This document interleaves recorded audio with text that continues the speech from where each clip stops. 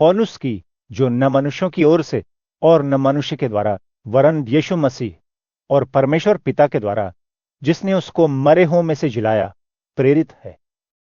और सारे भाइयों की ओर से जो मेरे साथ हैं, गलातिया की कलीसियाओं के नाम परमेश्वर पिता और हमारे प्रभु यीशु मसीह की ओर से तुम्हें अनुग्रह और शांति मिलती रहे।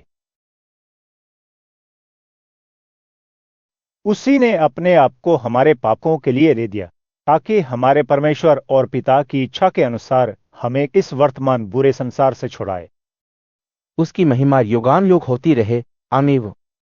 मुझे आश्चर्य होता है कि जिसने तुम्हें मसीह के अनुग्रह से बुलाया, उससे तुम इतनी जल्दी फिर और ही प्रकार के सुसमाचार की ओर झुकने लगे। परंतु वह दूसरा सुसमाचार है ही नहीं, पर बात यह है कि कितने ऐसे हैं जो तुम्हें घबरा देते और मसीह के सुसमाचार को बिगाड़ना चाहते हैं। परंतु यदि हम या स्वर्ग से कोई दूत भी उस सुसमाचार को छोड़ जो हमने तुमको सुनाया है, कोई और सुसमाचार तुम्हें सुनाए, तो श्रापित हो। जैसा हम पहले कह चुके हैं, वैसा ही मैं अब फिर कहता हूं कि उस सुसमाचार को छोड़ जिसे तुमने ग्रहण किया है, यदि कोई और सुसमाचार सुनाता है, तो श्रापित हो। अब मैं क्या मनुष्यों को मनाता हूं, या परमेश्वर को क्या मैं मनुष्यों को प्रसन्न करना चाहता हूं? यदि मैं अब तक मनुष्यों को ही प्रसन्न करता रहता, तो मसीह का दास न होता। हे भाइयों, मैं तुम्हें जताए देता हूं कि जो सुसमाचार मैंने सुनाया है, वो मनुष्य का नहीं, क्योंकि वह मुझे मनुष्य की ओर से नहीं पहुंचा और न मुझे सिखाया गया, पर यीशु मसीह के प्रकाशन से मिला। यहूदी मत में जो पहले मेरा चाल चलन था, तुम सुन चुके हो कि मैं परमेश्वर की कलीसिया को बहुत ही सताता और नाश करता था, और मैं यहूदी धर्म में अपने साथी यहूदियों से अधिक आगे बढ़ रहा था और अपने पूर्वजों की परंपराओं में बहुत ही उत्तेजित था। परंतु परमेश्वर की जब इच्छा हुई, उसने मेरी माता के गर्भ ही से मुझे ठहराया और अपने अनुग्रह से बुला लिया कि मुझ में अपने पुत्र को प्रकट करे कि मैं अन्य जातियों में उसका सुसमाचार सुनाऊं। तो न मैंने मांस और लहू से सलाह ली और ना यरूशलेम को उनके पास गया जो मुझसे पहले प्रेरित थे, पर तुरंत अरब को चला गया और फिर वहां से दमिश्क को लौट आया।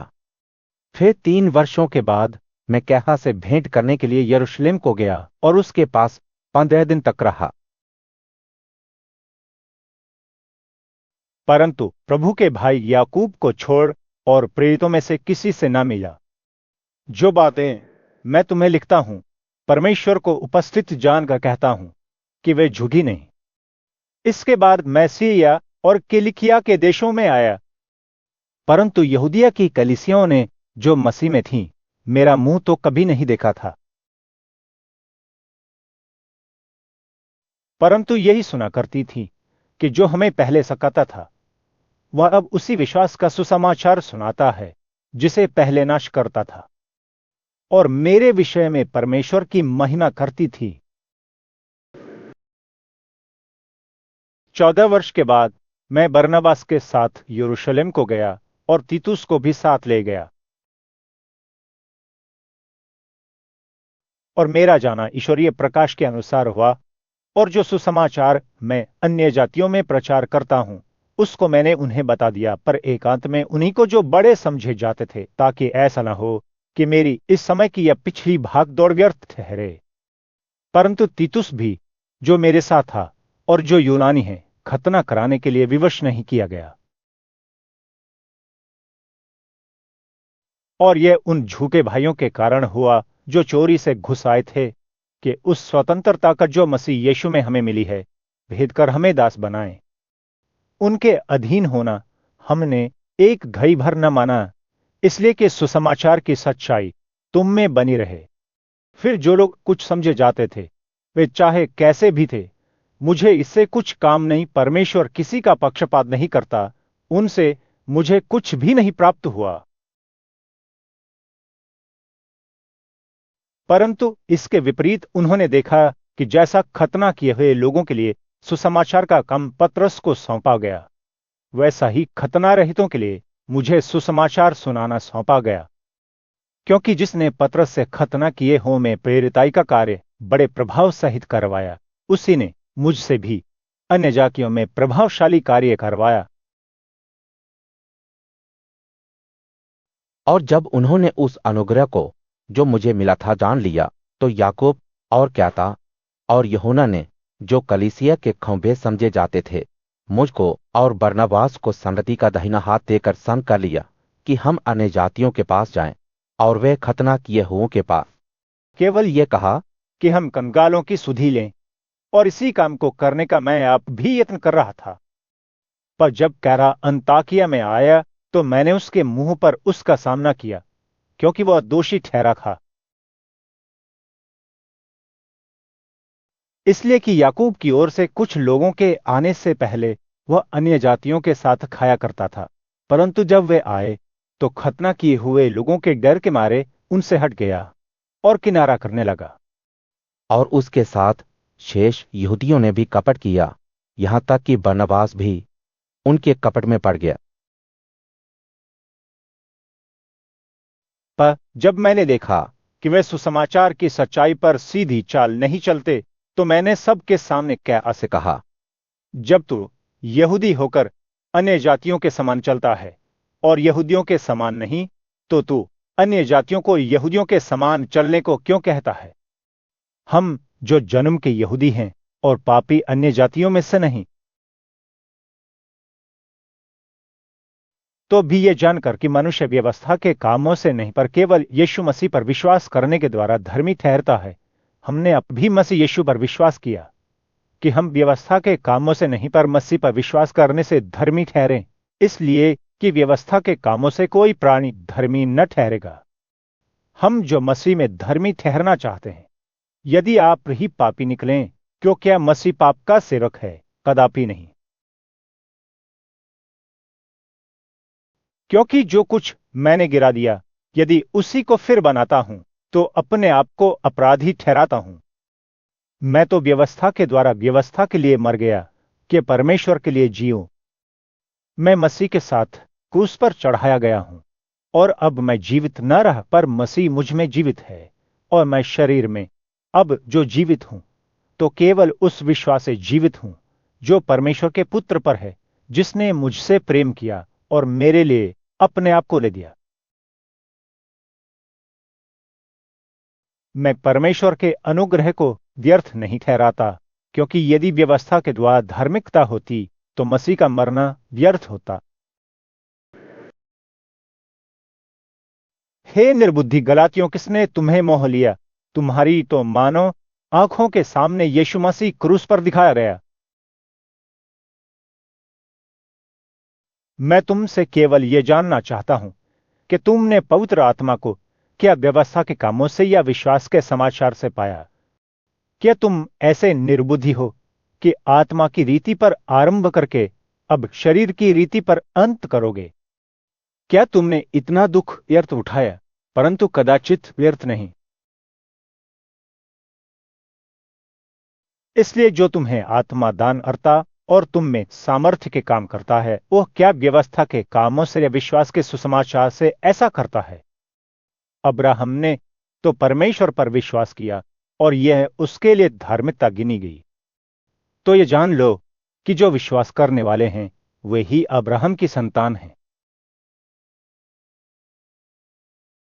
और पवित्र शास्त्र ने पहले ही से यह जानकर कि परमेश्वर अन्य जातियों को विश्वास से धर्मी ठहराएगा, पहले ही से अब्राहम को यह सुसमाचार सुना दिया कि तुझ में सब जातियां आशीष पाएंगी। तो जो विश्वास करने वाले हैं वे विश्वासी अब्राहम के साथ आशीष पाते हैं। अतः जितने लोग व्यवस्था के कामों पर भरोसा रखते हैं वे सब शाप के अधीन हैं, क्योंकि लिखा है, जो कोई व्यवस्था की पुस्तक में लिखी हुई सब बातों के करने में स्थिर नहीं रहता वो शापित है। पर यह बात प्रकट है कि व्यवस्था के द्वारा परमेश्वर के यहाँ कोई धर्मी नहीं ठहरता, क्योंकि धर्मी जन विश्वास से जीवित रहेगा।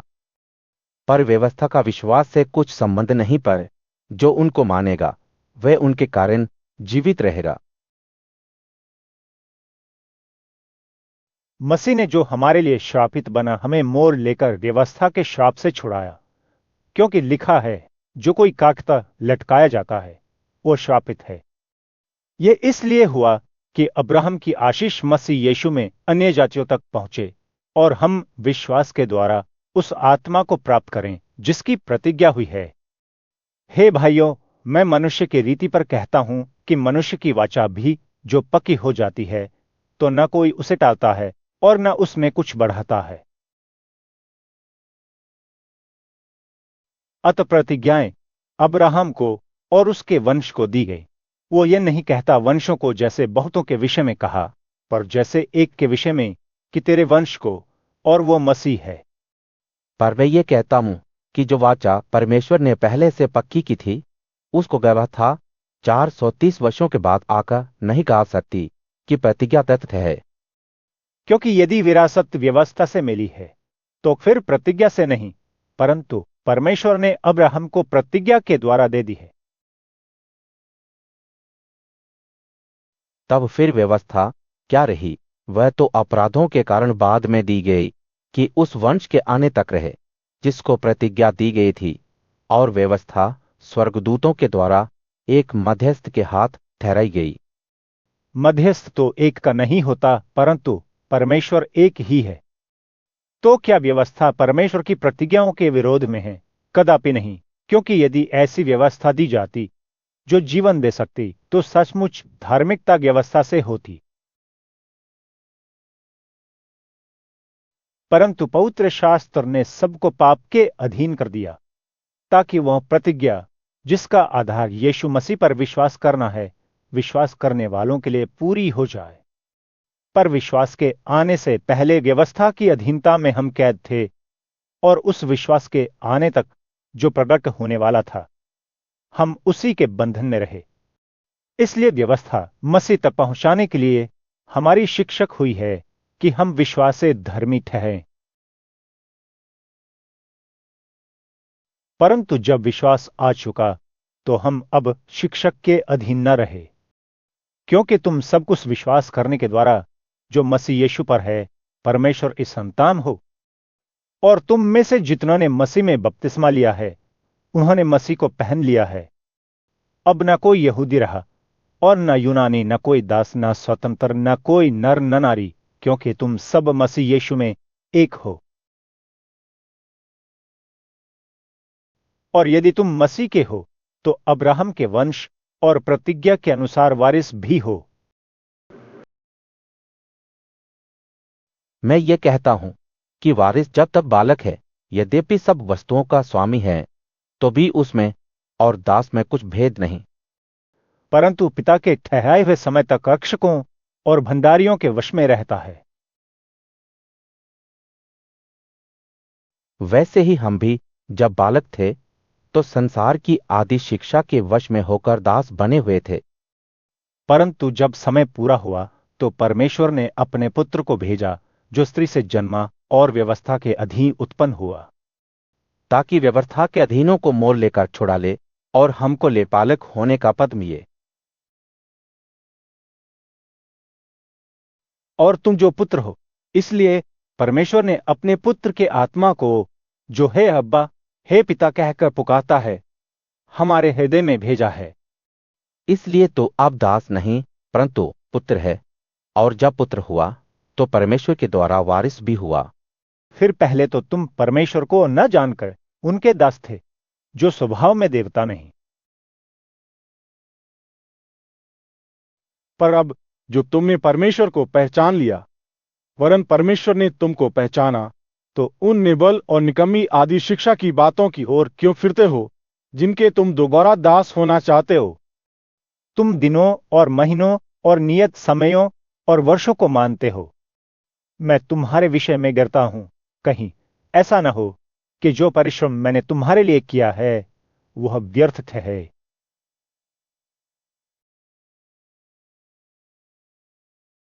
हे भाइयों, मैं तुमसे विनती करता हूं, तुम मेरे समान हो जाओ, क्योंकि मैं भी तुम्हारे समान हुआ हूं।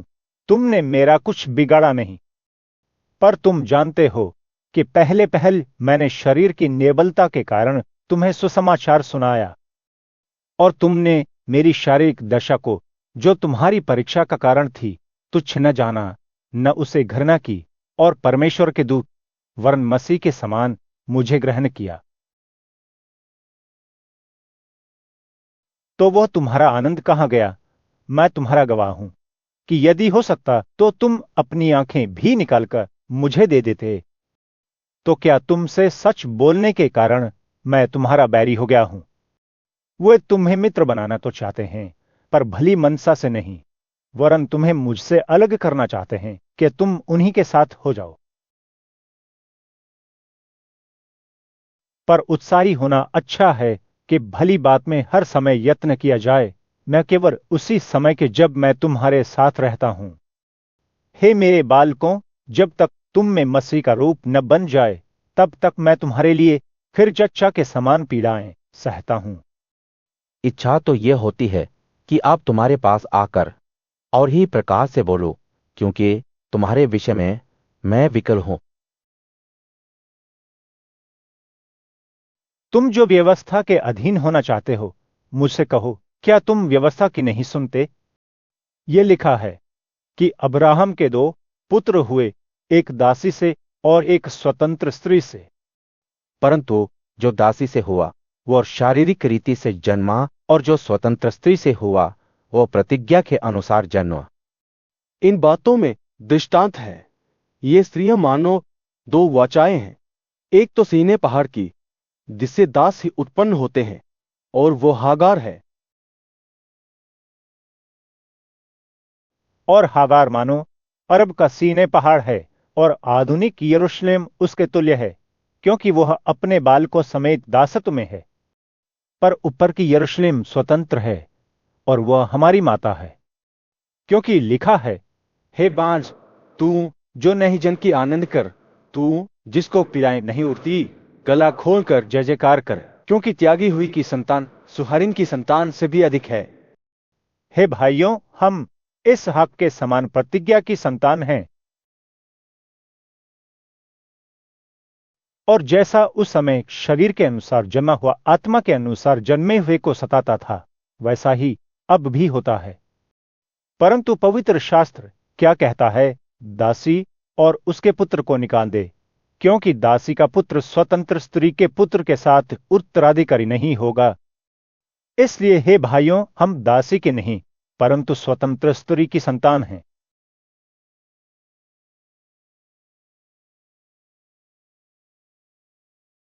मसीह ने स्वतंत्रता के लिए हमें स्वतंत्र किया है, इसलिए इसमें स्थिर रहो और दासत्व के जुए में फिर से न जुटो।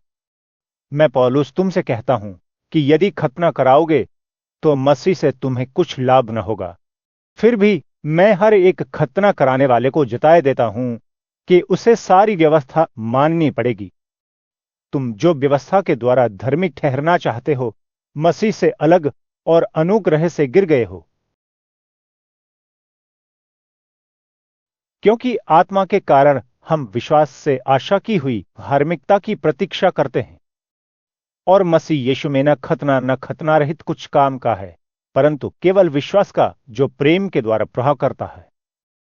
तुम तो भली भांति दौड़ रहे थे, अब किसने तुम्हें रोक दिया कि सत्य को न मानो? ऐसी सी तुम्हारे बुलाने वाले की ओर से नहीं। थोड़ा सा खमीर सारे गूंधे हुए आटे को खमीर कर डालता है। मैं प्रभु पर तुम्हारे विषय में भरोसा रखता हूं कि तुम्हारा कोई दूसरा विचार ना होगा, परंतु जो तुम्हें घबरा देता है, वो कोई क्यों ना हो, दंड पाएगा। हे भाइयों, यदि मैं अब तक खतना का प्रचार करता हूं, तो क्यों अब तक सताया जाता हूं? फिर तो क्रूस की ठोकर जाती रही। भला होता कि जो तुम्हें गावारोन करते हैं, वे अपना अम ही काट डालते। हे भाई, और तुम स्वतंत्र होने के लिए बुलाए गए हो, परंतु ऐसा न हो कि यह स्वतंत्रता शारीरिक कामों के लिए अवसर बने, वरन प्रेम से एक दूसरे के दास बनो। क्योंकि सारी व्यवस्था इस एक ही बात में पूरी हो जाती है, तो अपने पड़ोसी से अपने समान प्रेम रख। और यदि तुम एक दूसरे को दांत से काटते और फाड़ खाते हो, तो चौकस रहो कि एक दूसरे का सत्यानाश न कर दो। पर मैं कहता हूं, आत्मा के अनुसार चलो, तो तुम शरीर की लालसा किसी रीति से पूरी न करोगे। क्योंकि शरीर आत्मा के विरोध में और आत्मा शरीर के विरोध में लालसा करता है, और ये एक दूसरे के विरोधी हैं, इसलिए कि जो तुम करना चाहते हो वह न करने पाओ। और यदि तुम आत्मा के चलाए चलते हो तो व्यवस्था के अधीन न रहे। शरीर के काम तो प्रकट हैं, अर्थात व्यभिचार, गंदे काम, युचपर, मूर्ति पूजा, टोना, बैर, झगड़ा, ईर्ष्या, क्रोध, विरोध, फूट, विधर्म, दाह, मतवालापन, लीला क्रीड़ा और इनके जैसे और काम हैं।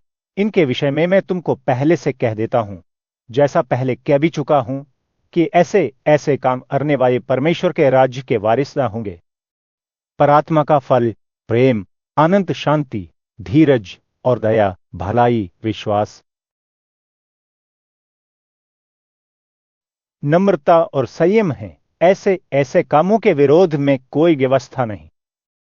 और जो मसीह यीशु के हैं, उन्होंने शरीर को उसकी लालसाओं और अभिलाषाओं समेत क्रूस पर चढ़ा दिया है। यदि हम आत्मा के द्वारा जीवित हैं तो आत्मा के अनुसार चले भी। हम घमंडी होकर न एक दूसरे को छेड़ें और न एक दूसरे से डाह करें।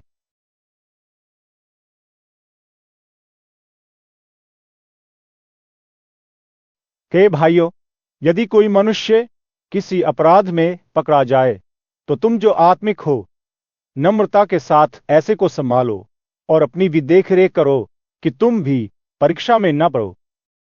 तुम एक दूसरे के भार उठाओ और इस प्रकार मसीह की व्यवस्था को पूरी करो।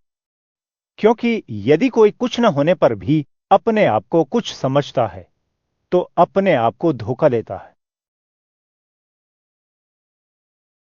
पर हर एक अपने ही काम को जांच ले, और तब दूसरे के विषय में नहीं परंतु अपने ही विषय में उसको घमंड करने का अवसर होगा।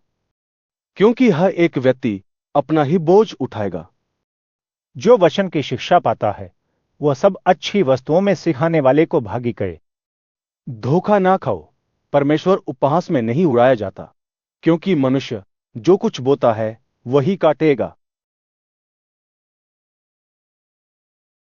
क्योंकि जो अपने शरीर के लिए बोता है वह शरीर के द्वारा विनाश की कटनी काटेगा, और जो आत्मा के लिए बोता है वह आत्मा के द्वारा अनंत जीवन की कटनी काटेगा।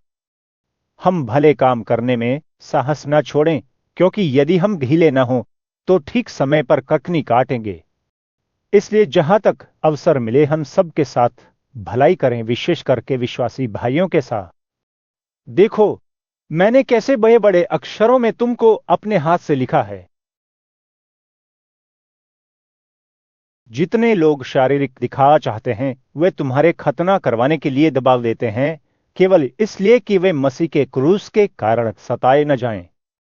क्योंकि खतना कराने वाले आप तो व्यवस्था पर नहीं चलते, पर तुम्हारा खतना कराना इसलिए चाहते हैं कि तुम्हारी शारीरिक दशा पर घमंड करें।